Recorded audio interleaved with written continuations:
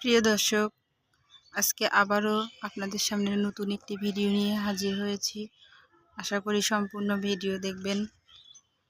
দেখতে পাচ্ছেন প্রিয় দর্শক, আমরা কিভাবে প্লাস্টিকের একটি কৌটার মধ্যে কাঁচামরিচ গাছ চাষ করেছি, এটা নিয়ে আজকে আপনাদের সাথে আলোচনা করব।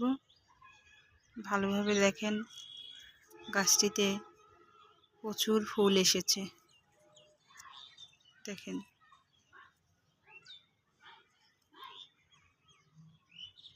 প্রিয় দর্শক, কাঁচামরিচ কিন্তু প্রতিদিনেই কাজে লাগে রান্নার বিষয়ে। তো আপনারাও কিন্তু খুব সহজে এইভাবে প্লাস্টিকের কৌটার মধ্যে মাটি ভরাট করে একটু জায়গা ফাঁকা রেখে কাঁচামরিচ গাছ রোপণ করতে পারবেন।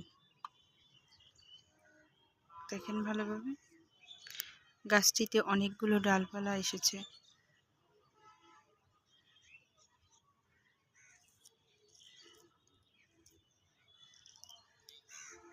তো প্রিয় দর্শক, আজকের এই ভিডিওটি আপনাদের ভালো লেগে থাকলে অবশ্যই ভিডিওতে একটি লাইক দিবেন,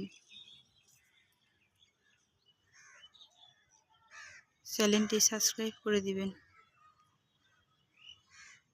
শেয়ার করে দিবেন। সবাইকে ধন্যবাদ।